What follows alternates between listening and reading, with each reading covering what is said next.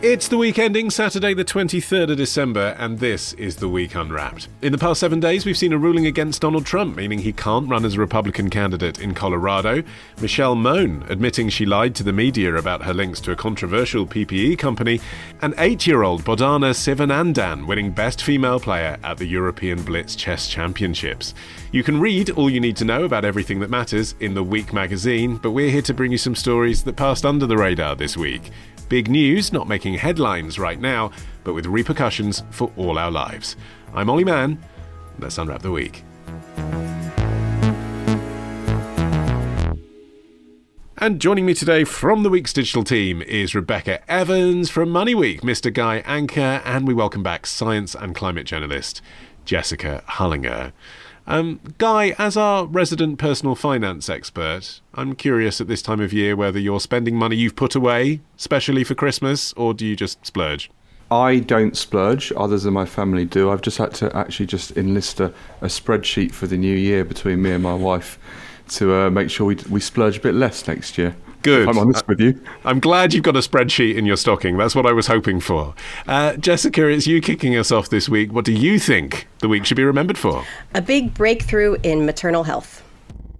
At around 7 weeks pregnant, I started to realise that what I was experiencing wasn't usual. From 7 to 9 weeks, I escalated from 3, 4, maybe 5 times a day vomiting up to really could be anywhere between 20 and 30 times. And my nausea was so debilitating because it was 24 hours a day, 7 days a week. So I knew that wasn't normal. And it was around that time that I then decided I need to go and get some help because I'm not going to be able to make this pregnancy. I'm not going to be able to get through it. And I'm going to need some support. Charlotte Howden, CEO of Pregnancy Sickness Support, in a video entitled Why 7 in 10 Women Experience Pregnancy Sickness. That was posted by Cambridge University last week, Jess, but you're surprised this hasn't had more traction this week. Why? What's the story? Yes, so researchers from the University of Southern California and the University of Cambridge have recently published a really fascinating study in which they pinpoint why a particular hormone produced during pregnancy causes some women to feel so sick. And researchers know that this hormone exists. They know that it's linked to nausea and vomiting during pregnancy, but up until now, they didn't quite know why some women get more sick than others, and some women get very sick, and some women don't get sick at all. And in its most severe form, we're talking about hyperemesis, aren't we? Right, yeah. So for some women, they have hyperemesis, which is vomiting throughout the day, all times of the day. It can cause severe dehydration, malnourishment. It can be a huge problem for the woman and the fetus. That's the most extreme form, but of course, like the headline of that video says, 7 in 10 women experience some form of nausea during pregnancy. So it covers most women who do become pregnant. So that was actually why I found this study so interesting and why I thought that it was fascinating. It didn't get more coverage because of how widespread this issue is. But actually this week we started to see some people responding and saying this is a huge breakthrough and sort of echoing that sentiment that I have, which is like this should be getting more attention, which is one of the reasons why I wanted to bring it to the table today. And Rebekah, just tell us a little bit about what the breakthrough actually is. It's to do with GDF15. That's the name of the hormone that Jess was referring to. Yeah, indeed. So GDF actually stands for growth differentiation factor. It's a bit of a mouthful, but it's essentially this hormone in the body that plays a role in different processes, such as dealing with stress, for example. Some women have this GDF in very low levels throughout the body, but when impacted by pregnancy, these levels of GDF can skyrocket, and so it means these women are much more sensitive to the hormone and face more risk when it comes to hyperemesis gravidarum. GDF is relevant in pregnancy in a variety of ways. It can be used as a potential biomarker for a host of pregnancy-related conditions such as preeclampsia. So I think that this research could potentially hold the key to the future of treatment and save a lot of women a lot of stress and anxiety surrounding their pregnancy. Well, I suppose only if it's taken seriously by doctors, Guy. And, you know, anecdotally, reading through a lot of the coverage of this story, certainly looking in the comments, what you see is a lot of women saying, my doctor, when I said that I was suffering from morning sickness, and the inference is it was a male doctor, said words to the effect of, oh, don't worry, that's perfectly normal, because of course it is normal, but discounted the severity of what I was saying, that I was vomiting 50 times a day during my pregnancy and wasn't taken seriously by the medical establishment. I'm not sure it's taken seriously generally in society, but that's not right. Now, listen, clearly I'm not best qualified as a man to know what it feels like or know what the impact is. I live in a household where someone has had morning sickness. Is it your wife, perchance? Well, Ollie, I was deliberately trying not to say that. I like you bringing your marriage into your anecdotes, Guy. It's important. So, yeah, listen, I'm not best qualified in terms of what it feels like, but I am qualified in terms of the impact on the household. And listen, my advice to men out there is, if your partner is suffering from any form of nausea or sickness, don't say meh. It can be very, very, very difficult. And my advice is do absolutely everything you can for them in the household to make their life as easy as possible, because we as a society, I think, need to deal with this as more serious in terms of happiness threatening and issue that so many women face. Yes, but Jessica, this isn't actually a resolution to that, is it? You know, you still have the 2% of pregnant women who have the most severe form of hyperemesis and end up in hospital being treated.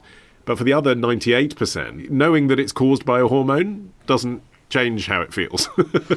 Well, no. I mean, I think the point is potentially you could, in the future, there's more research needed, but you could give women low levels of this hormone to increase their sort of base level in small increments leading up to before they get pregnant, so that when this hormone does surge during pregnancy, they would be less susceptible to it and become less nauseous. Or it could lead to a drug where you could take it and it could block this hormone's effects entirely, so that no one would feel sick and terrible. And I think, the point is that, like, yes, of course, we can focus on hyperemesis, and that is a huge issue. It's one of the main reasons that women are hospitalized during pregnancy. But it shouldn't have to be life-threatening in order for it to get attention. Women should be able to say, I feel sick and awful, and that's a serious issue, and it shouldn't just be shrugged at by society. But I think that is just generally a problem that we face in society, but also in the medical system as well. I mean, there's a long history of women's issues in health being downplayed and ignored and dismissed. The one that stands out is endometriosis. This is when the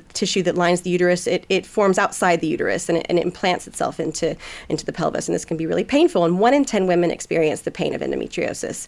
In the UK, it's more common in women than diabetes. 90% of people with endometriosis report not being believed about their condition. And it remains dramatically underfunded in terms of research, just globally. And this is a shocking statistic. The average time for diagnosis for women with endometriosis is 7.5 years in the UK. That's one of the more extreme examples. Other issues that are under researched are menopause, childbirth pain, IUD pain. Women struggle to get any sort of pain relief when they are having a coil inserted. I would say reproductive issues are the most common in terms of being ignored, but it goes beyond that. I mean, just generally, oftentimes when women go into the A&E with issues that could be related to heart disease, stomach issues, they are much more likely to be dismissed or not given pain relief. Just statistically, that is proven. Yeah, and even in the case of the scientist who co-authored this study, Dr. Fazo, she herself, I understand, couldn't get the funding to look into hyperemesis and morning sickness from academic institutions initially. Yeah, that's right. So she suffered horribly from hyperemesis, and she was looking for research on it, basically, and she went to the National Institutes of Health, which is sort of primary federal agency for medical research in the U.S., and she asked them to fund a genetic study of hyperemesis, but that request was rejected. And so she actually decided to go and do it herself. So she went to the genetic testing company 23andMe, and she asked them if they would consider including questions about hyperemesis in their surveys that they send to customers, and they agreed to it. And so she created this massive database of research into this issue. So here are the genes of people who say they've had morning sickness. That's right, and that's how. So in 2018, the results of that was that she published a paper that showed that people who say they have hyperemesis or who have it, they carry a variant in a gene for GDF15. That is probably more useful information than I'm distantly related to the great uncle of Alexander the Great or I'm 1% Ashkenazi Jewish, isn't it? Finally, we found the reason for 23andMe. I mean, there's an economic impact as well, Guy, isn't there, to morning sickness and people taking so much time off work? There's an economic impact to pregnancy, full stop, and beyond pregnancy. The gender pay gap exists for a number of reasons, people's conscious and unconscious biases, but it also exists because society says women look after the child. Now, that's not my view, but what you're talking about is also, women having to take off time off work because they're not feeling well. They're not able to do their job, yeah. They're not able to do their job.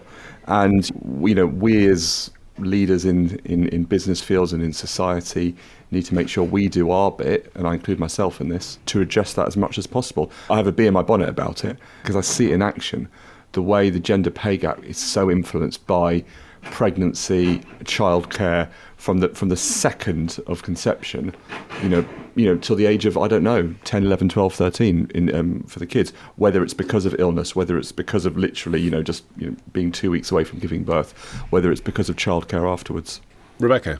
Yeah, I think if we're looking at morning sickness and hyperemesis specifically, the last study in terms of the impact on the economy was done 10 years ago, and it found that women with even quote-unquote normal levels of nausea and vomiting lost approximately 23 days of work due to their conditions. And I don't think that even touches upon the potential lost productivity in the workplace. But I think even more recently, we're looking at a study done in September in this country that says long-term sickness cases have hit a record 2.6 million. That's obviously through all people that are long-term sick, and long-term sick is someone that has been off for more than 4 weeks. But of course, if we've identified this as an issue, then the only way to do something about it is to be active and tackle the causes of morning sickness and what women are facing. Okay. Rebekah, you're up next after this. Okay, Rebekah, your turn. What do you think this week should be remembered for? Is this the week disabled people are sidelined by the Tory government? Right, so I've done a number of videos recently concerning disability issues. Long-term sick and disabled people. I'm an unpaid carer. This is an issue I very much take to heart. I take it personally. After 13 years of being abused to the point thousands have lost their lives, how can people like us, families like mine, not take it personally? How can you not be incensed by what has happened? And I take very little nonsense from people who bleat about people like that being shirkers or skivers, because anyone can have a life-changing event happen to them tomorrow. YouTuber Kerno Damo, an unpaid carer for his disabled wife and daughter, in a video rant he posted last Friday. Rebekah, what's he upset about? Well, this is the news that the job of the Minister for Disabled People has essentially been downgraded as Rishi Sunak opted to fold the brief into the role of Mims Davis, who is a parliamentary Under-Secretary of State.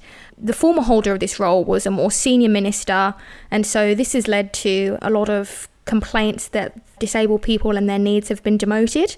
But what I think is particularly interesting this week is that Guardian columnist and disability rights activist Francis Ryan, who is considered one of the most influential disability activists in the country, has said that this sends a clear message about the government's priorities, essentially that disabled people aren't being given the respect and the time in government that they deserve. Which they'd previously had.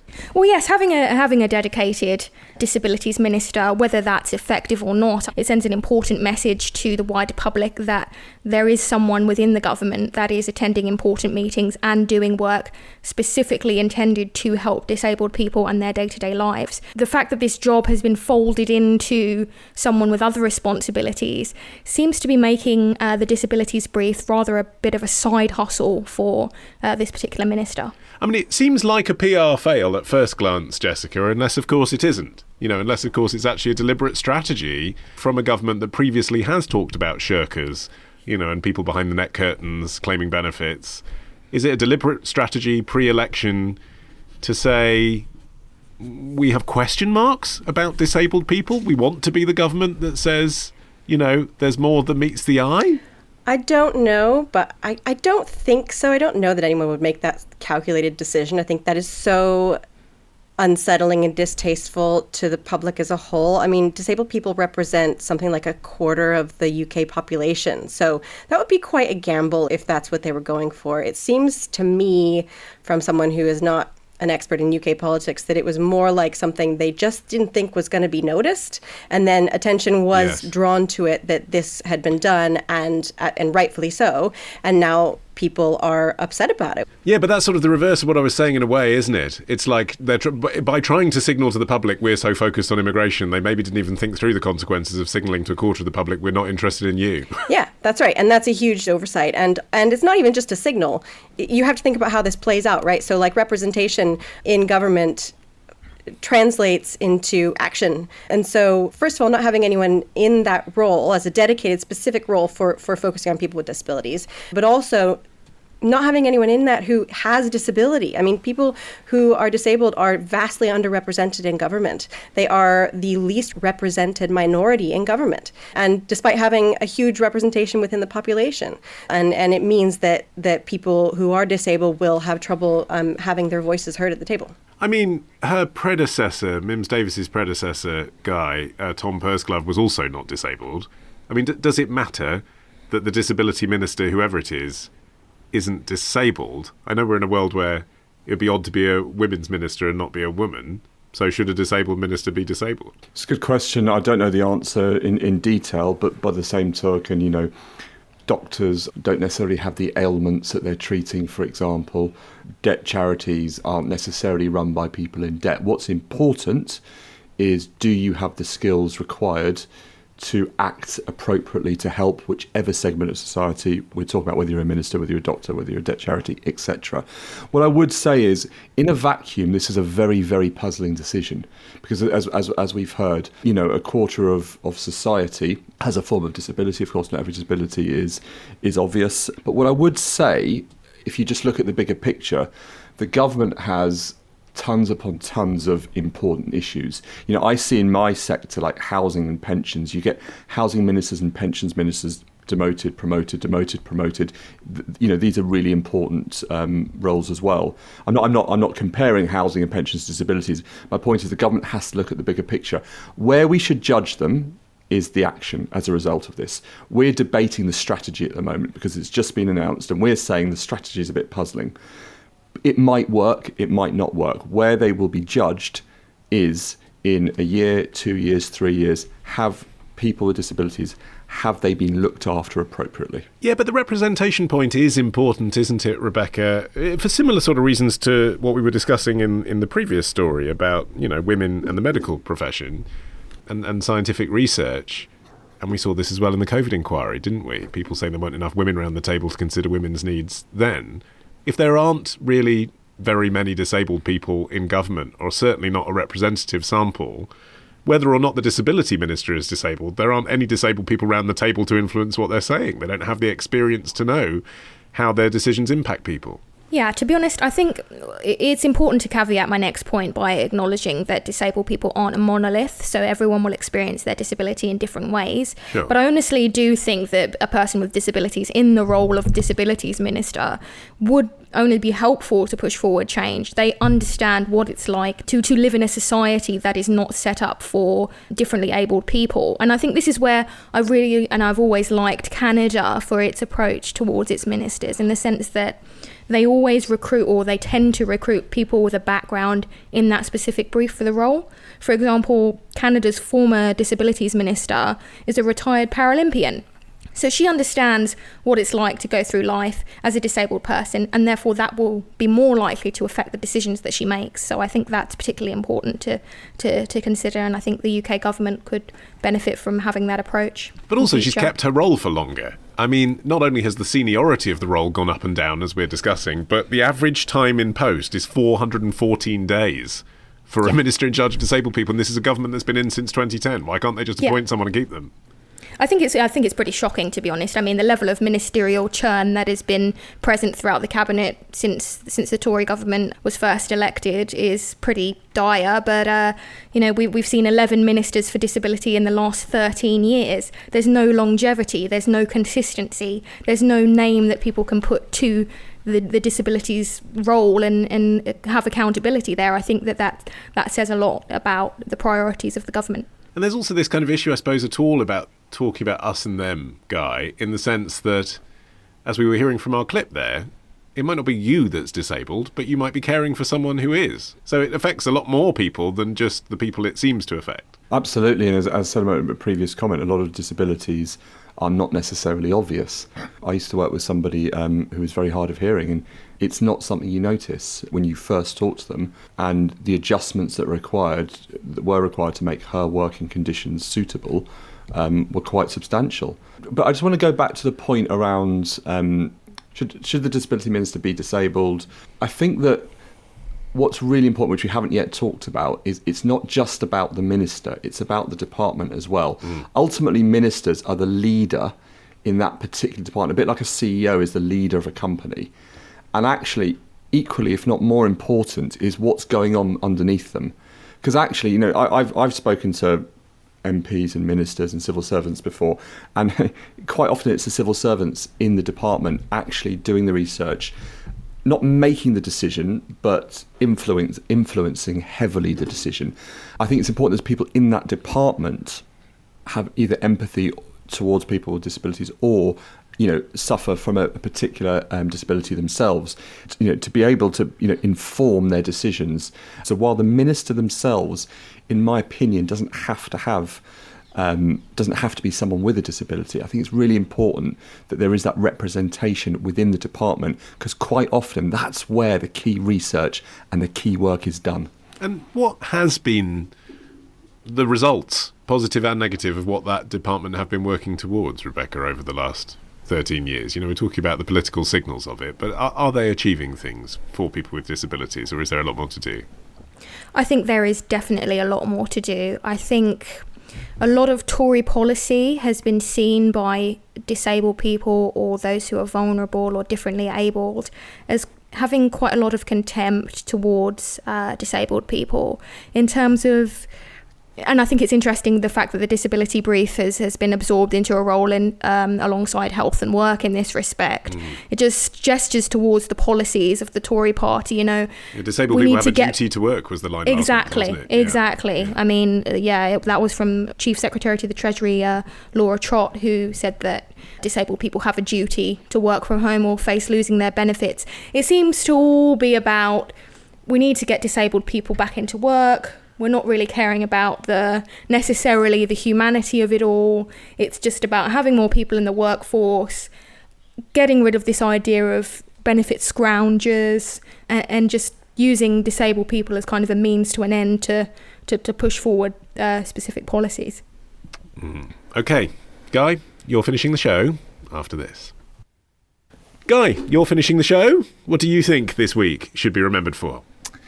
The electricity bill that went from £300 a month to £39,000 a month. In January, it's locked in, announced it is going up 5%, the price cap that the vast majority of homes are on. Then, according to Cornwall Insight, the analysts I use for this, who are pretty good on this, their last official prediction said expect it to drop 6% in April, drop 1% again in July, and then go up in October. But that's real crystal ball. We're only actually in the analysis period for April. So if you were to say that was right, and you factor it in, including seasonal variation, because of course we use more January to April, what that would suggest is over the next year, you'll pay 1% more than the current price cap. Martin Lewis attempting to debunk energy price caps on a clip from his show Martin Lewis Money Show Live, which he posted on TikTok on Sunday. Guy, I'm none the wiser about that. What's he on about? And also, what's happened this week regarding that giant energy price hike you just hinted at? Yeah, so I'll start with the giant price hike. So prize-winning artist Sir Grayson Perry, who's with EDF, saw his monthly electricity bill go from £300 to £39,000. It was in a month. Well, yeah, I mean, in a second when he read the bill, it was a screw up. That should never have happened. It was the computer messing up on EDF's part. What energy firms do is most of us pay by monthly direct debit, and it should be the same amount each month. It's basically our estimated usage divided by 12. When prices move, or when your usage moves, energy firms will alter the direct debit. In Perry's case, they got it horribly wrong. He's not the only one. We had journalist John Sopel saying something similar recently, and we get loads of those sorts of reports all over social media all the reports time. Of massive hikes in bills, completely unjustifiable. Yeah, and they're screw-ups. just energy firms just absolutely getting it wrong. Nothing will go from £300 to 39 grand. It's ridiculous. Yeah, but I know you want to then extrapolate from this to tell us about how to manage our bills, and we'll get onto that. But just on this thing that you're just discounting as, it's just a screw up. I mean, when you get a letter through the post that's added 2 zeros to what you're expecting to pay, that has a huge impact on you, doesn't it?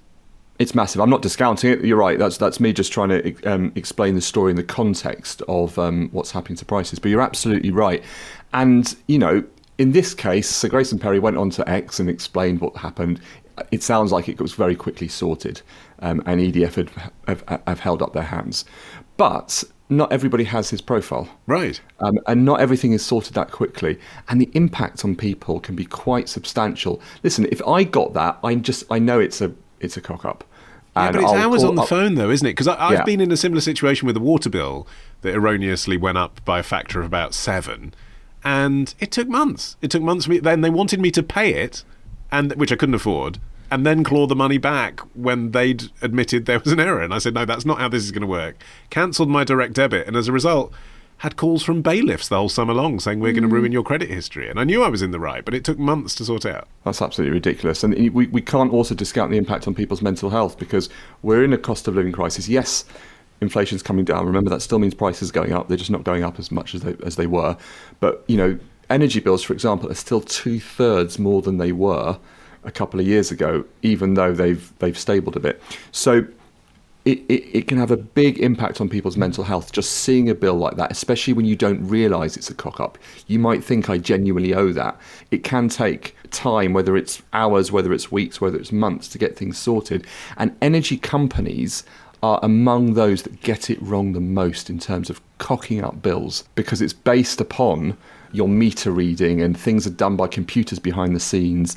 And it just takes an erroneous digit, dot, whatever, and all of a sudden a piece of paper that's innocuous in one sense because it's just ink on paper, but the impact on people at the other end is absolutely massive. Jess, you were nodding along. Yeah, I think this is so interesting and outrageous, because the problem seems to be the introduction of smart meters, which by nature of their name are supposed to make the process easier and are supposed to make your bills more accurate, but it seems to be going the other direction. There was a Which survey of almost 9,000 people that found that nearly a quarter of them reported problems with their smart meters in the last 12 months. And those are things like it not sending readings to their suppliers, or the monitor not working, or having problems when they switch suppliers, or billing problems. 1 in 10 people said that they had a problem with their bills being inaccurate. So it's just so crazy, isn't it, that this thing that was supposed to make our lives easier and make the readings more accurate, all it takes, as Guy said, is a wrong decimal point and a problem in the back end of the technological side of things to throw someone into a spiral and end up with a £40,000 monthly bill. And also, I suppose, Rebekah, this is an egregious example where something's gone wrong. But if your bills, say, doubled, that's still a huge impact on you. You might not know that something's gone wrong. You might suspect it. You might even have trouble proving it, because the general public don't understand how these bills are put together still. Yeah, I mean, I'm a cynic in the sense that I think they know that it's a David versus Goliath situation, and these energy companies kind of capitalise on that. I don't know whether that's fair for me to say, but they definitely lean into it, I would say.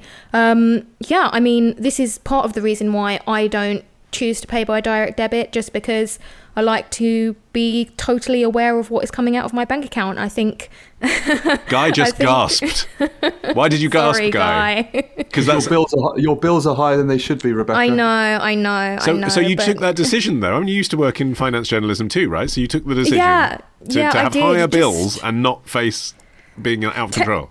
Temporarily, I'm not saying that I won't get back onto direct debit in the future, but I just think, particularly with the cost of living crisis, the way that I was psychologically approaching these things was, I want to see exactly what is coming out of my account, and I was trying to, reduce my energy usage as well. So I might be wrong, and obviously direct debit is favourable for a lot of people, but I think it's a good temporary solution for me for the time being, just to see what is going out of my account and not be surprised by my bill doubling, or even adding £100 or £200 a month, that can make a huge difference to some people. Guy, just briefly, why is a bill higher if it's not direct debit? Because energy firms, I'm not justifying this, but energy firms save their best deals for people who are on monthly direct debit. And I just would say to people listening, just a financial tip here, I would get, and I'd say this to Rebekah as well, I would get onto monthly direct debit if I was you. It's cheaper. And actually, we're talking quite rightly about horrendous hikes in people's bills. Let's be honest, they are 0.0001% of the population that are affected by this.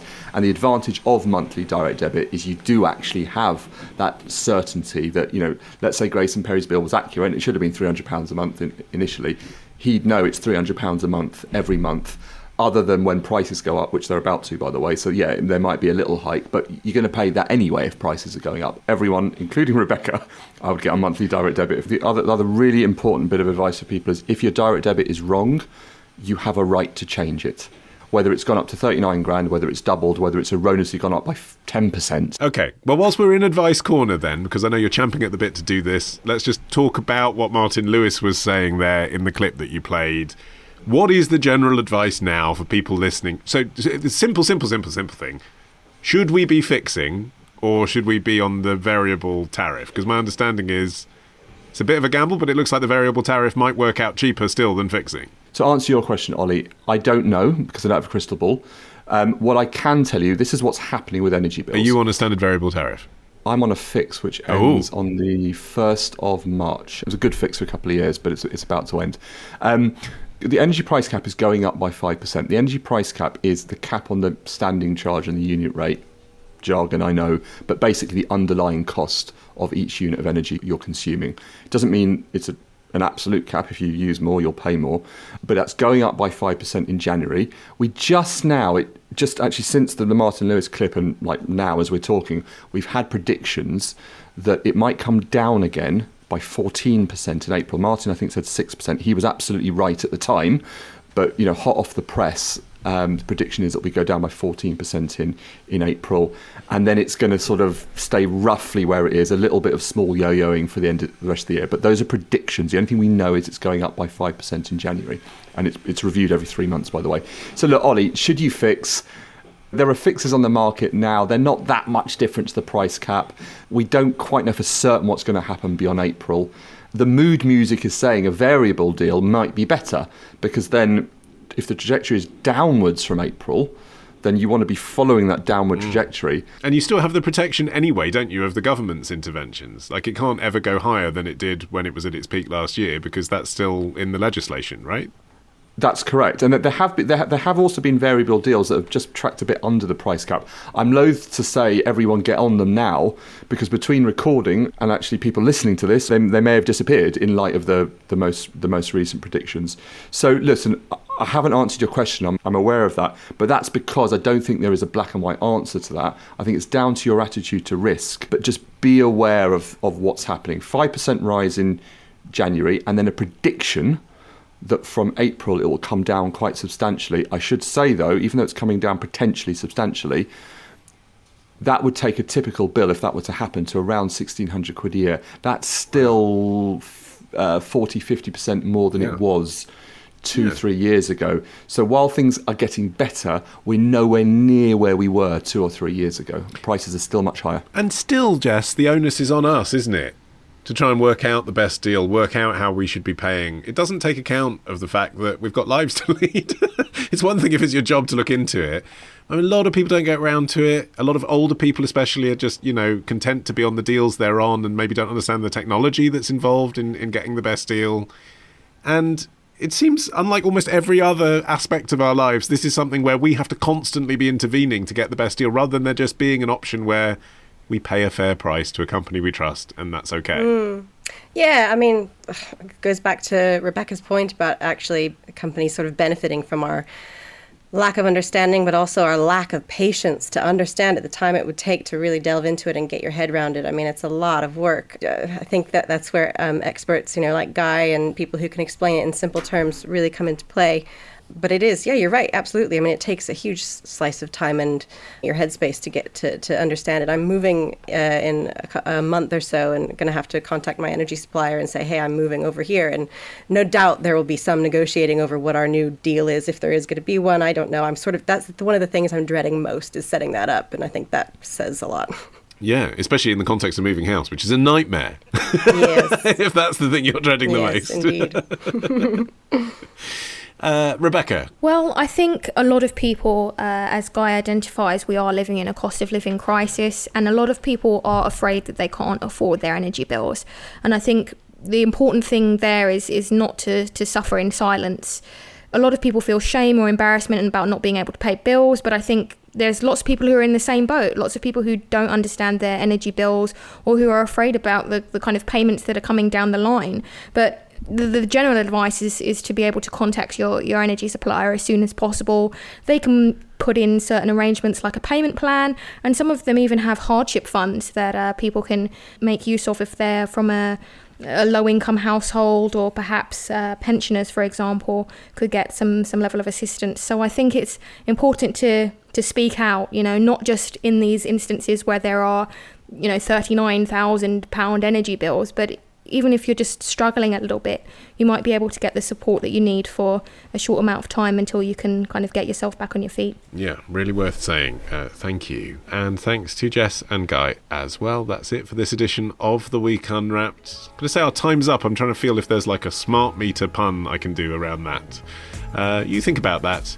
In the meantime, follow this show for free and get every episode as soon as it's released by searching for The Week Unwrapped wherever you get your podcasts and tapping follow. We've been cut off. That's what I should have said. I should have cut myself off mid-sentence.